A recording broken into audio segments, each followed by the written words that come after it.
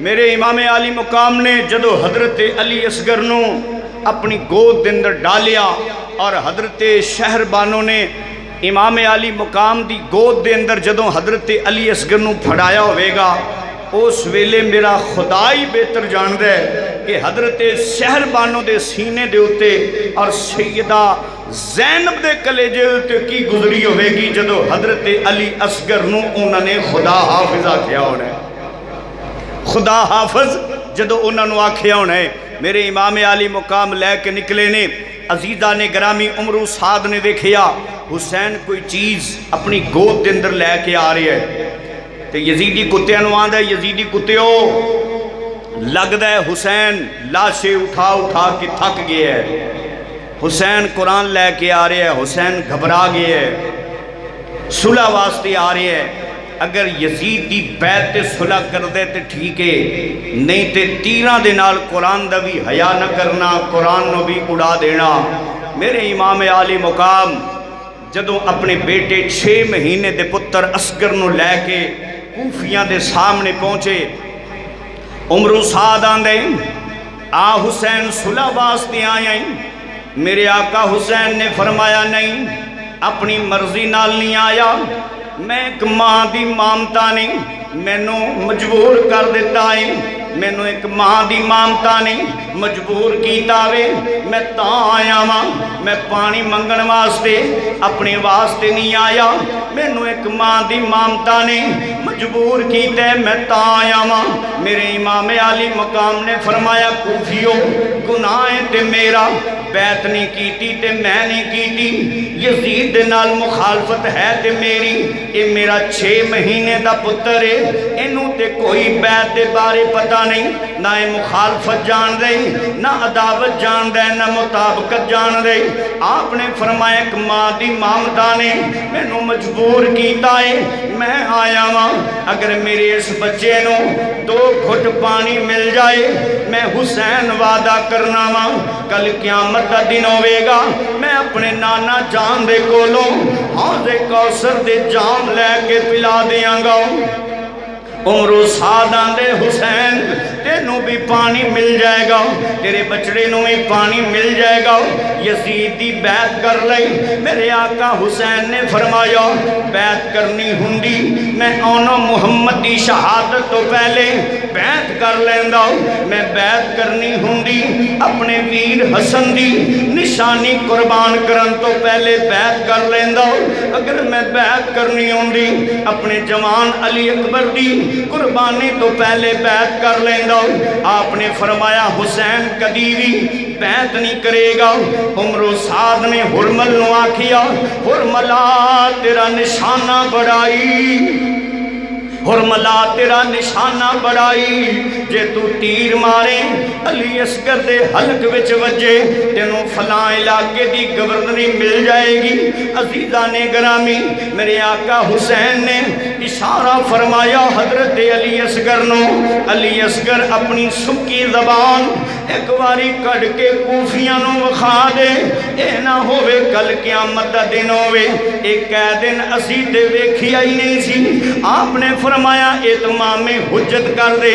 میرے آقا حسین نے اپنے بازو دے اتے رکھ کے اپنے پتر نو کوفیاں والے بلند کیتا وے۔ آپ نے فرمایا لو کوفیو ویکھ لو۔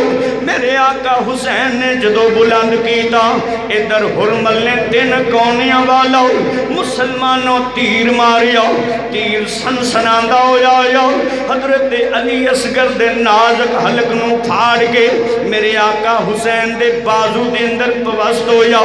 میرے آقا حسین نے اپنے پتر 6 مہینے دے اصغر نو کربلا دی تتی ریت دے اتے لٹا کے جدو تیر کڈیا مسلمانوں خون دے فوارے نکل گئے نہیں۔ شہر منظر کشی کردائے، شہر آندے پھٹ گئے جگر پہاڑاں دے ویر، پھٹ گئے جگر پہاڑاں دے ویر، اتے کمب گیا جگ سارا جد علی اصغر دے نازک حلقوں چھٹیا خون فوارا۔